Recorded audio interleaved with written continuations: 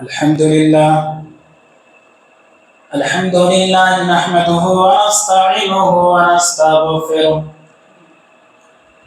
ونعوذ بالله من شرور أنفسنا ومن سيئات أعمالنا من يهده الله فلا مضل له ومن يضلله فلا هادي له وأشهد أن لا إله إلا الله وحده لا شريك له وأشهد أن محمدًا عبده ورسوله أما بعد فإن خير الحديث كتاب الله وخير الهدي هدي محمد صلى الله عليه وسلم وشر الأمور محدثاتها وكل محدثة بدعة وكل بدعة ضلالة وكل ضلالة في النار. أعوذ بالله من الشيطان الرجيم. بسم الله الرحمن الرحيم. قال الله تبارك وتعالى في القرآن المجيد: وقضى ربك ألا تعبدوا إلا إياه وبالوالدين إحسانا إما يبلغن عندك الكبر أحدهما أو كلاهما فلا تقل لهما أف ولا تنهرهما وقل لهما قولا كريما. وعن أنس بن مالك رضي الله تعالى عنه قال: قال رسول الله صلى الله عليه وسلم: من سره أن يمد له في عمره وأن يسعد له في رزقه فليبر والديه. رواه احمد. معزز حاضرین جمعہ، پردے کی آڑ میں بیٹھی ہوئی اسلامی خواتین، تمام قسم کی تعریف، توصیف، بڑائی، کبریائی، بزرگی سب اللہ رب العالمین کے لیے لائق اور زیبا ہے، جو اس کائنات کا خالق ہے، جو اس کائنات کا بنانے والا ہے، جس نے اس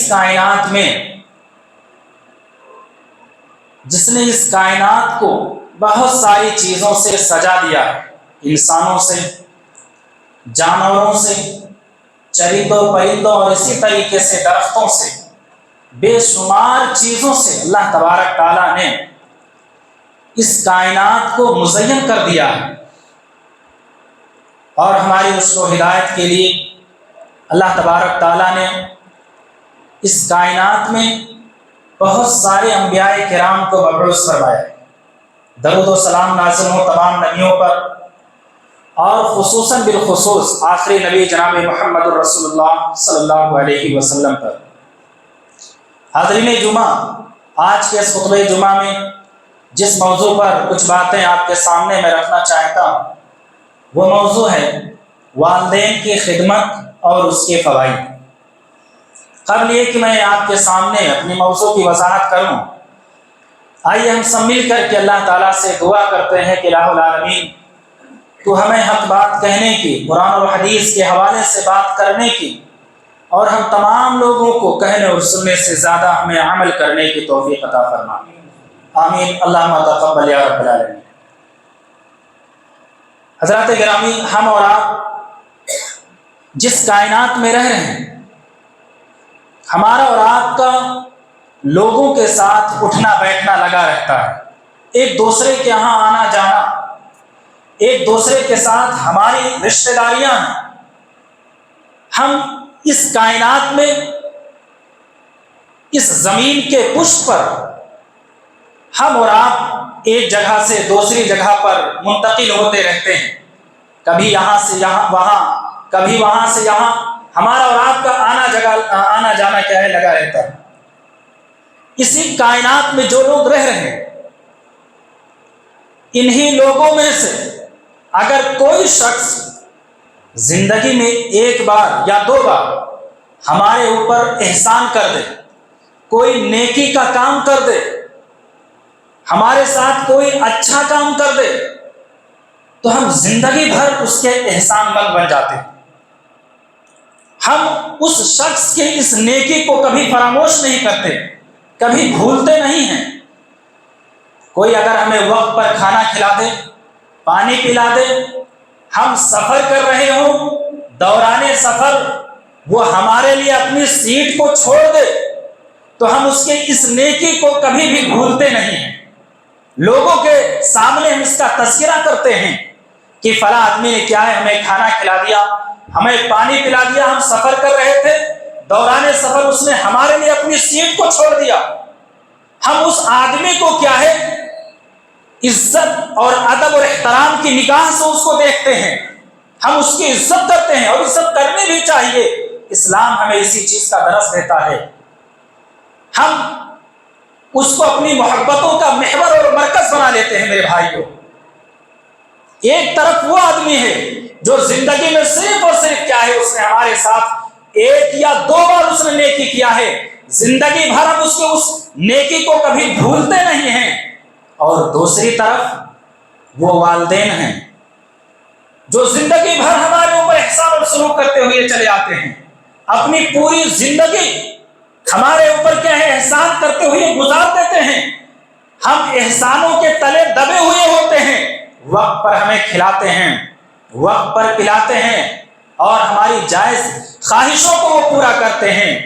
لیکن میرے بھائیوں، معاف کیجئے گا، ہم اور آپ کیا ہے، ایک معمولی سی بات کو لے کر کے جس کی کوئی ویلو نہیں ہوتی، جس کی کوئی اہمیت نہیں ہے، جس بات کی کوئی حیثیت نہیں ہوتی ہے، اس بات کو لے کر کے کیا ہے، ہم اپنے ماں باپ کو ناراض کر دیتے ہیں۔ بات بات پر ماں باپ سے لڑنا جھگڑنا، ان کو کیا ہے، آنکھیں دکھانا، اور آئے دن گھر سے نکل جانے کی دھمکیاں سنانا، یہ کیا ہے، ہم اور آپ کیا ہے، آئے دن اپنے والدین کے ساتھ اس طریقے کا سلوک ہم اور آپ کرتے ہیں۔ ہمیں اور آپ کو اس سے بچنا چاہیے۔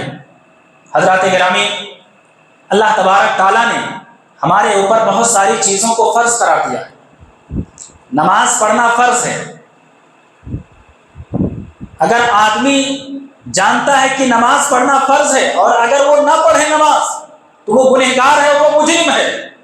اسی طریقے سے روزہ رکھنا یہ بھی فرض ہے، رمضان کے روزے رکھنا یہ فرض ہے، لیکن آدمی روزہ نہ رکھے، وہ بھی آدمی کیا ہے، گنہگار ہے، اور وہ مجرم ہے اس معاشرے اور اس سماج کا۔ اور اسی طریقے سے زکوٰۃ کی ادائیگی کرنا یہ بھی فرض ہے۔ اگر آدمی کے پاس اتنا مال ہے کہ اس میں زکوٰۃ کو نکالا جائے اور وہ نہ نکالے، تو وہ بھی گنہگار ہے۔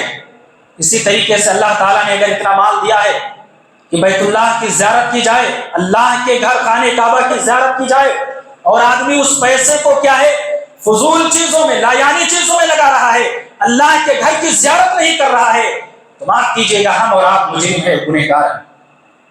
اسی طریقے سے والدین کی خدمت کرنا یہ بھی فرض ہے، یہ بھی واجب اور ضروری ہے۔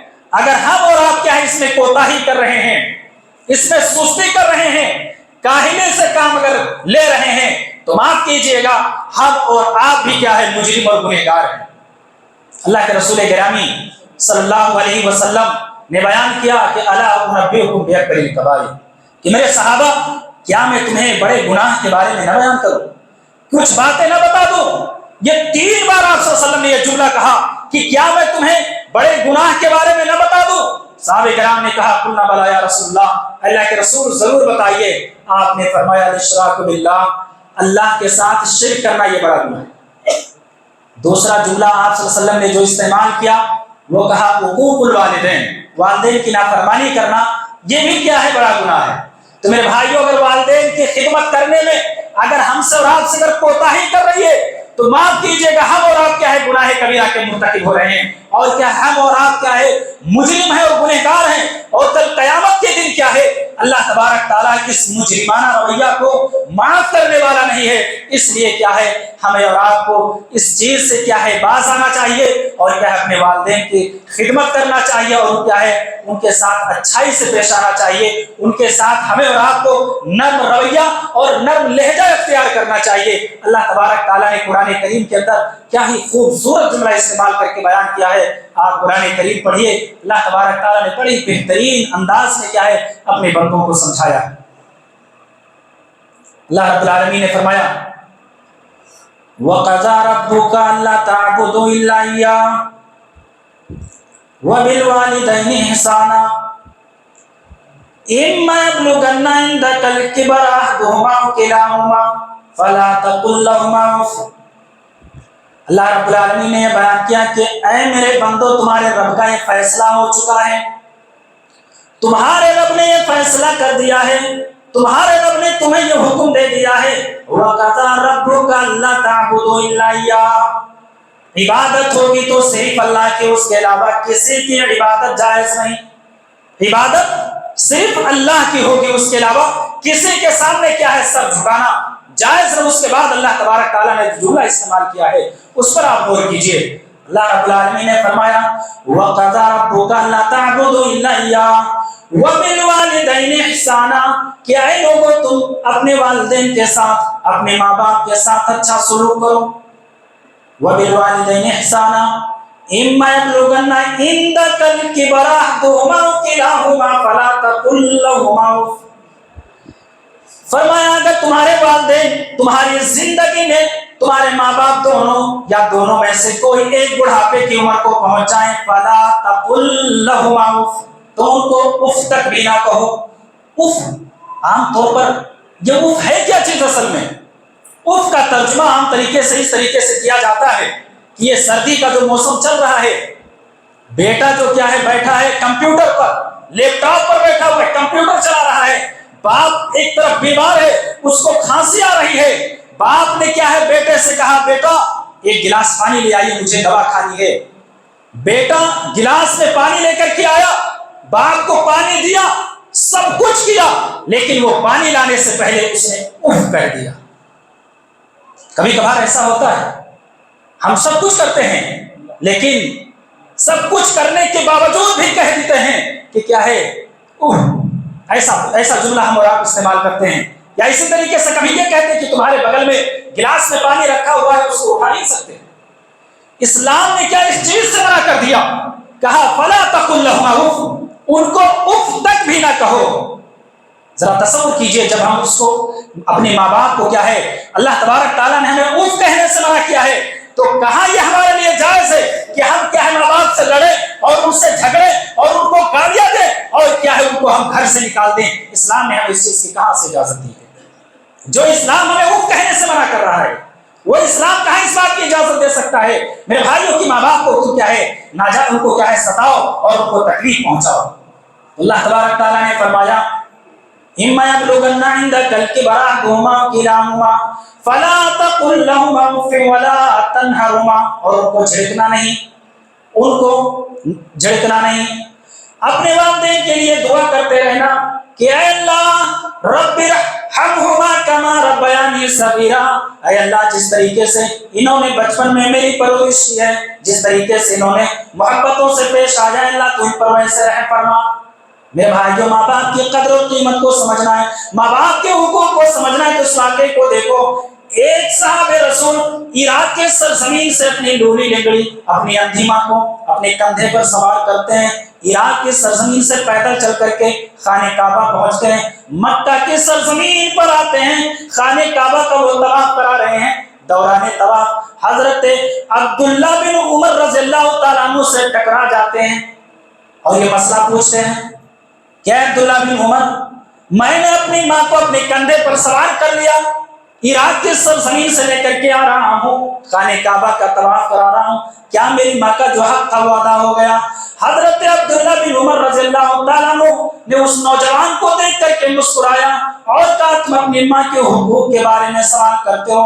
اے نوجوان یاد کر اس وقت کو جب تیری ماں تجھے پیدا کر رہی تھی، جب تیری ماں تجھے جل رہی تھی، جب اس دنیا میں آنکھیں کھول رہا تھا، اس وقت ماں کو جو تکلیف ہوئی تھی، جو درد ہوا تھا، ابھی تو تم نے اس درد کا بھی حق ادا نہیں کیا، پوری زندگی کے بارے میں تو کیسے سوال کرتا ہے کہ کیا میں نے حق کی ادائیگی کر دی؟ یہ ماں اور باپ کا میرے بھائی یہ مقام اور مرتبہ ہے۔ ایک صحابی رسول اللہ کے رسول صلی اللہ علیہ وسلم کے پاس آتے ہیں، پوچھتے ہیں کہ اللہ کے رسول من حق الناس بحسن صحابتی، اے اللہ کے رسول لوگوں میں سب سے زیادہ حسن سلوک کا مستحق کون ہے؟ آپ صلی اللہ علیہ وسلم نے فرمایا امک کا، تمہاری ماں۔ उस सहाबी ने 3 बार क्या है सवाल किए, लगातार 3 बार इस सवाल को पूछा। आप सल्लल्लाहु अलैहि वसल्लम ने 3 बार क्या है ये कहा कि तुम्हारी माँ, तुम्हारी माँ, तुम्हारी माँ। जब चौथे मरतबा क्या है उस सहाबी ने सवाल किया कि अल्लाह के रसूल, इसके बाद कौन सबसे ज्यादा हुस्न सुलूक, सबसे ज्यादा किसके साथ क्या हुस्न सुलूक किया जाए? आप सल्लल्लाहु अलैहि वसल्लम ने फरमाया अबू का, तुम्हारा बाप। तीसरी मरतबा आप सल्लल्लाहु अलैहि वसल्लम ने ये जवाब दिया कि क्या है, तो चौथी मरतबा आपने ये जवाब दिया कि क्या है, तुम अपने बाप के साथ क्या है एहसान रसूल करो। मेरे भाइयों, माँ का जो मकाम और मर्तबा है वो बाप के मकाम और मर्तबे से 3 गुना ज्यादा, इसलिए इसके अंदर बयान कर दिया गया। क्योंकि माँ ने तुम्हें अपने पेट के अंदर रखा है, 9 महीने उसने तुम्हें अपने पेट में रख करके तकलीफें उठाई हैं। पैदा करते वक्त उसने क्या, तुम्हें पैदा करते वक्त उसने तकलीफें झेली हैं, दर्द को उसने सहा है, और उसने कई महीने तक तुम्हें दूध पिलाया, अपना खून जला करके तुम्हें दूध पिलाया है। इसलिए क्या है, जनाब मोहम्मद रसूलुल्लाह सल्लल्लाहु अलैहि वसल्लम ने माँ के मकाम और मर्तबे को बाप के मकाम और मर्तबे से 3 गुना ज्यादा बताया है। एक तरफ माँ के मकाम और मर्तबे को बताया, और ये कहा दूसरी हदीसों के अंदर कि माँ के कदमों के नीचे क्या है, जन्नत है। और दूसरी तरफ आप सल्लल्लाहु अलैहि वसल्लम ने ये भी फरमाया कि अल वालिदु औसतु अबवाबिल जन्नह, कि बाप ये जो है जन्नत में जाने का ये बेहतरीन दरवाजा है। अगर चाहो तो बाप की खिदमत करके जन्नत हासिल कर लो, और चाहो तो बाप की नाफरमानी करके क्या है उस दरवाजे को बंद कर लो, यानी जहन्नम के अंदर दाखिल हो जाओ। ये बाप और ये वालिदैन के हुकूक है मेरे भाइयों। ये माँ बाप की वो हुकूक है कि अगर आदमी क्या है चाहे उनकी खिदमत करके जन्नत हासिल कर सकता है, और चाहे क्या है उनकी नाफरमानी करके और उनको सता करके उनको परेशान करके आदमी चाहे तो जन्नत के दरवाजे को बंद कर ले अपने लिए और जहन्नम के दरवाजे को खोल ले। हजरात गिरामी, ये वालिदैन की खिदमत करना ये अंबिया किराम की सिफत है। आप कुरान करीम को जब पढ़ेंगे तो आप पढ़ करके क्या है दंग रह जाएंगे, हैरान हो जाएंगे। हजरत इब्राहिम अलैहिस्सलाम के वाकयात को आप पढ़िए। इब्राहिम अलैहिस्सलाम एक ऐसे घर में परवरिश पाते हैं जहां पर कुफ्र और शिर्क का बोलबाला होता है। बाप आजर बुतों को बना करके क्या है बाजारों में बेचा करता है। हजरत इब्राहिम अलैहिस्सलाम उसी घर में परवरिश पा रहे हैं।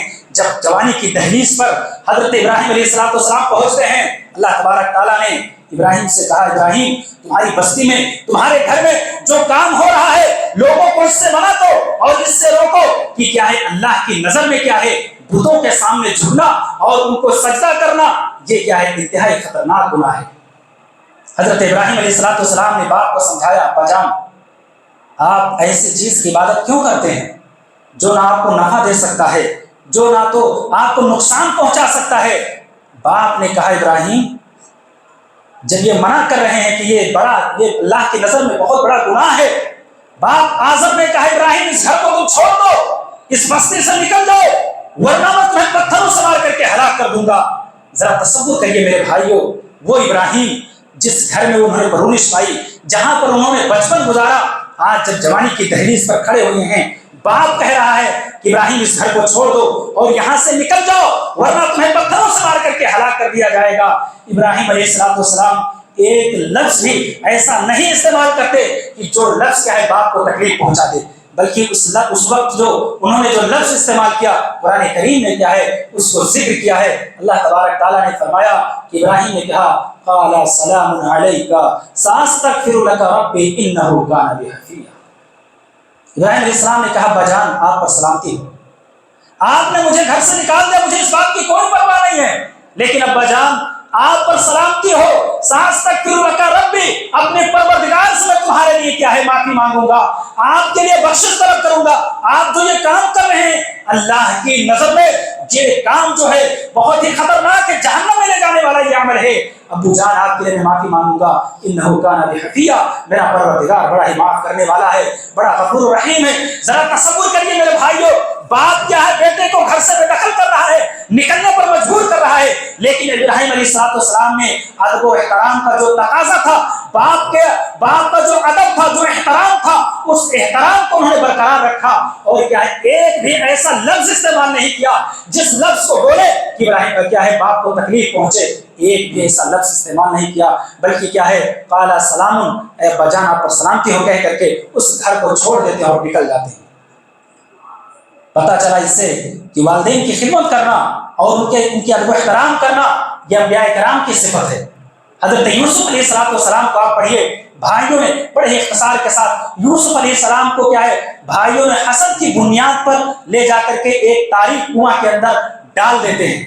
بھائیوں نے حسد کیا یوسف علیہ السلام سے اور لے جا کر کے ایسے کنویں میں ڈال دیا جہاں پر کیا ہے انسانوں کا جانا ناممکن تھا، لیکن اللہ تبارک تعالیٰ کو جس کو بچانا ہوتا ہے وہاں پر بھی کیا ہے انسانوں کو بھیج دیتا ہے۔ اس راستے سے جس کنویں میں کیا ہے حضرت یوسف علیہ السلام کو ڈالا گیا، اس کنویں سے کیا ہے ایک قافلہ گزر رہا تھا۔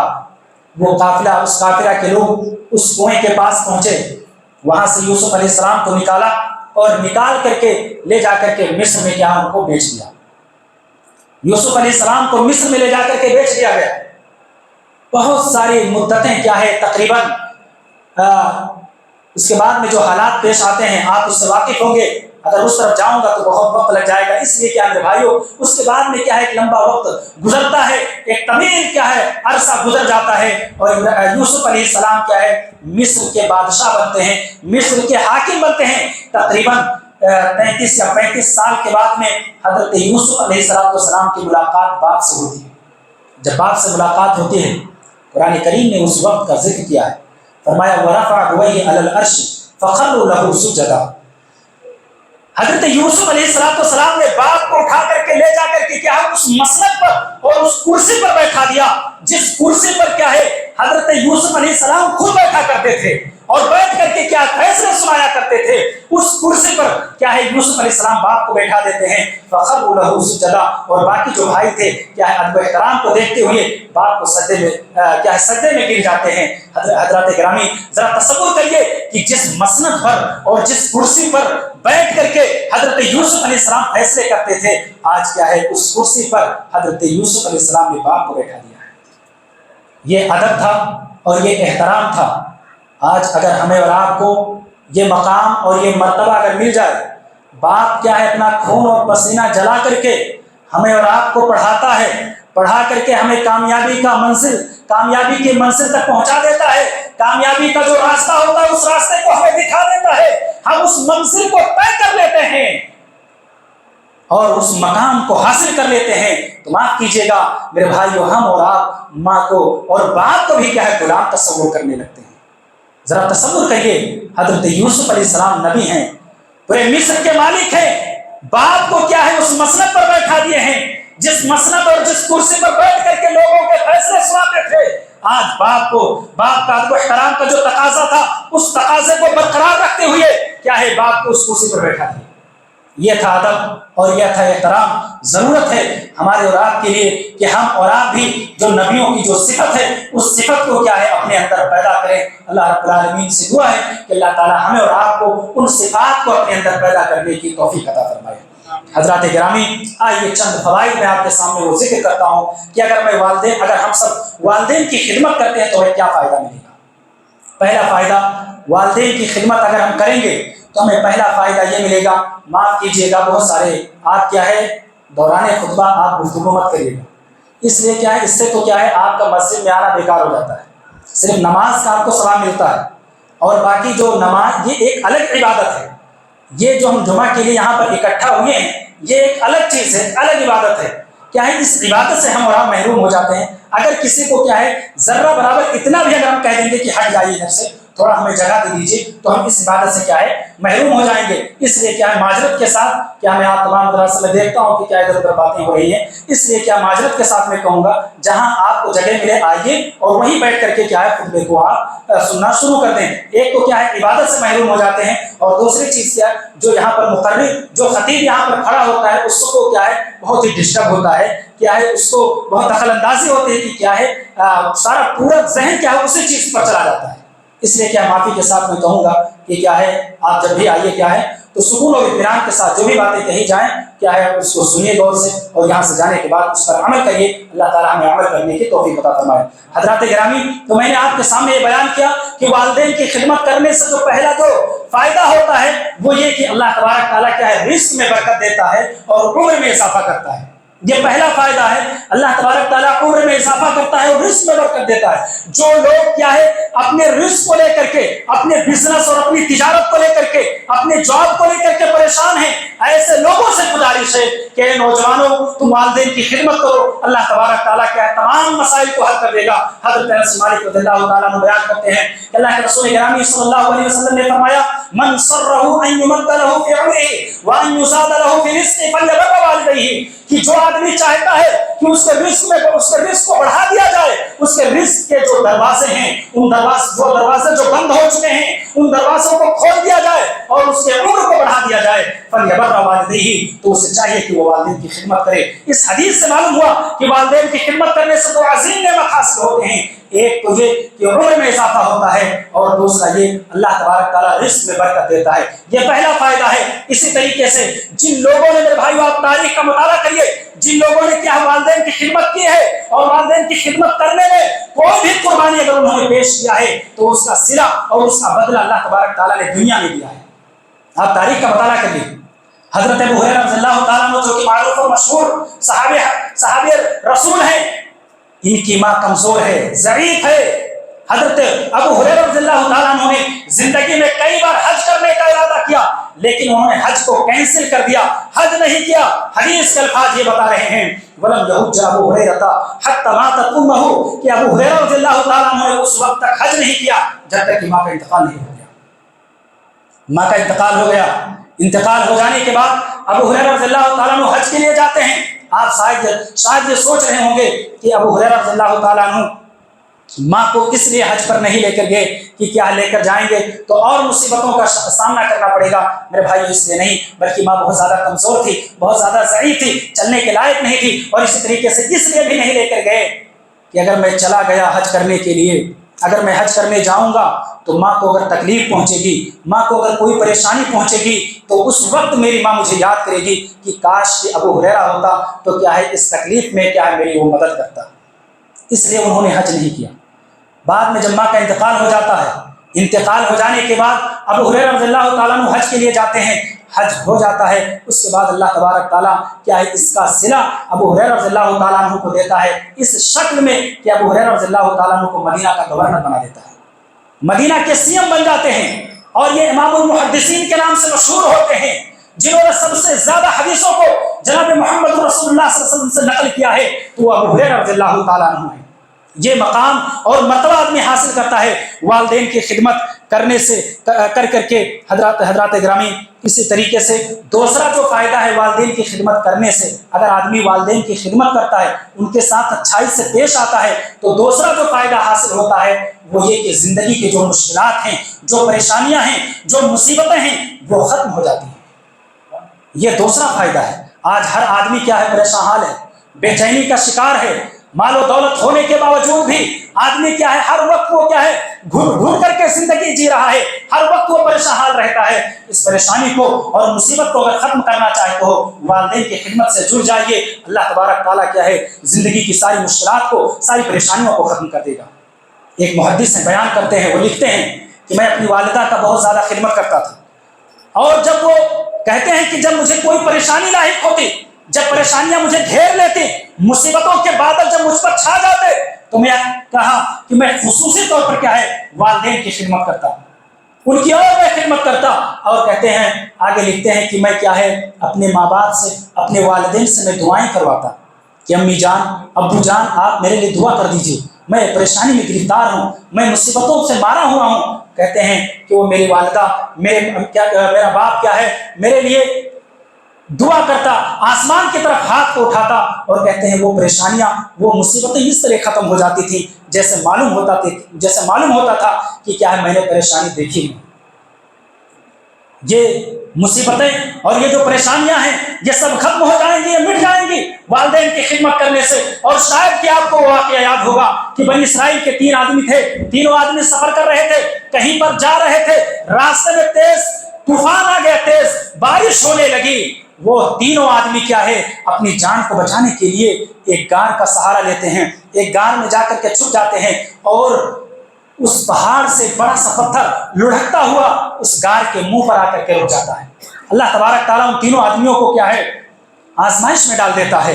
तीनों आदमी गार के अंदर हैं, रोशनी जो बाहर की जो रोशनी थी अंदर आना बंद हो गई। अब क्या अंदर अंधेरा है, जान के लाले पड़े हुए हैं, खाने पीने की कोई चीज नहीं है, मौत का फरिश्ता सामने खड़ा हुआ है, अब उनको अपनी मौत दिखाई दे रही है। तीनों आदमी काफी परेशान हैं। तीनों ने मशवरा किया कि तुमने अपनी जिंदगी में कोई अगर ऐसी नेकी किया है जो अल्लाह के लिए किया हो, अल्लाह के लिए, अल्लाह को राजी करने के लिए अगर कोई ऐसी नेकी की है तो उस नेकी को अल्लाह की बारगाह में पेश करिए और अल्लाह से दुआ करिए, अल्लाह ताला क्या हमें इस मुसीबत से नजात देगा।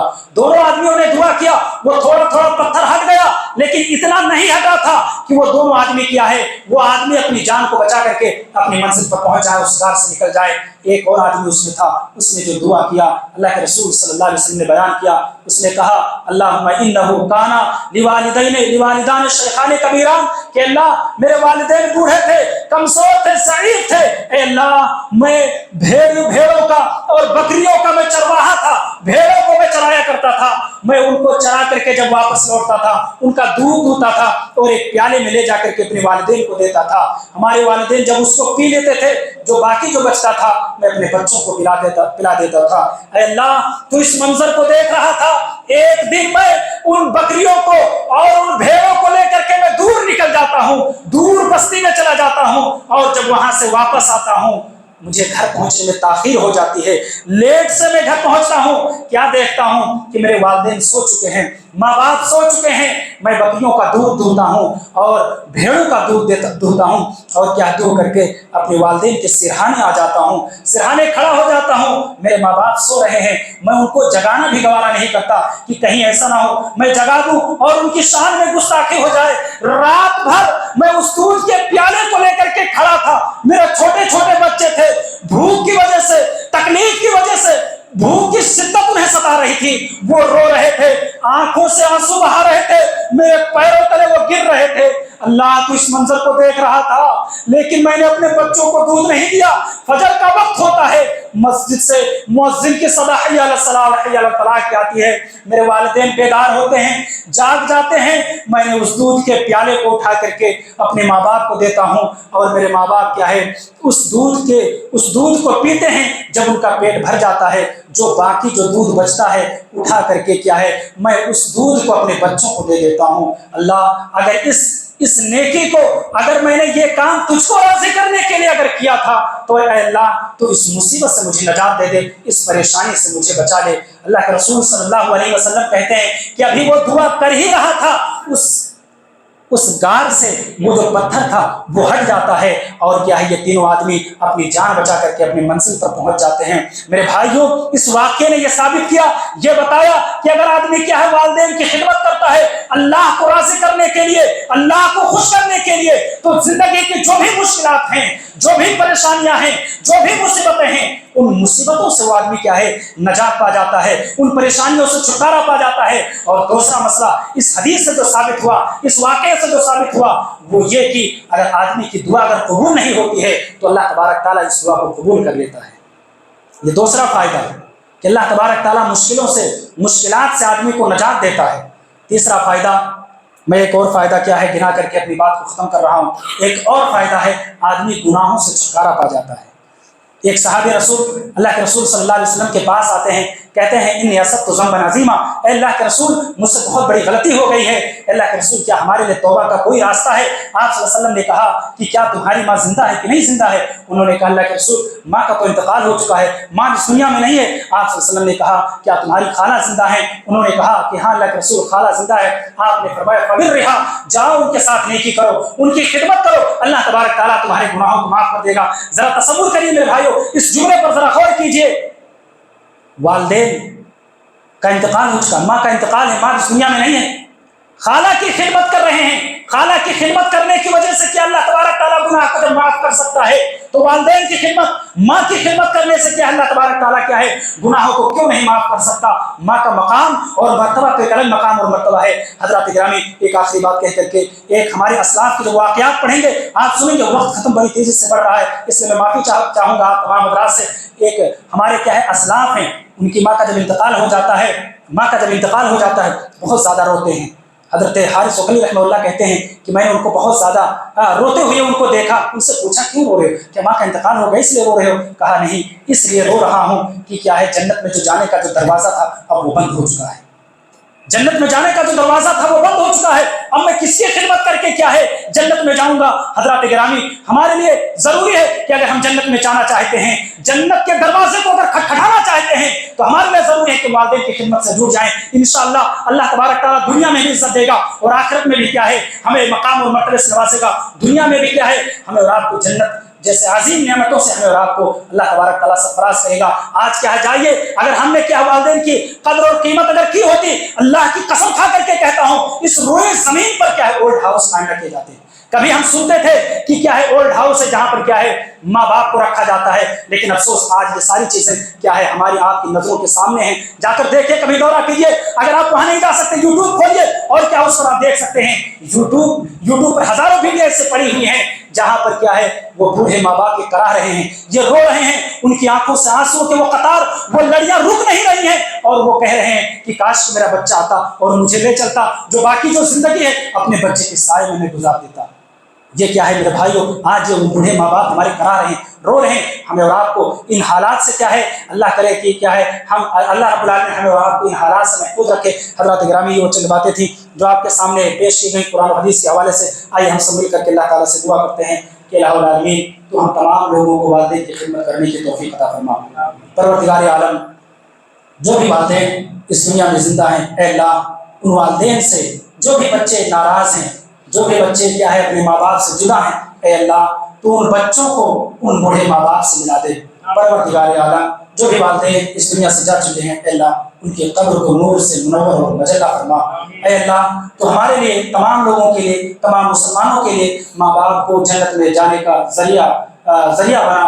آمین. وآخر دعوانا ان الحمد للہ رب العالمین.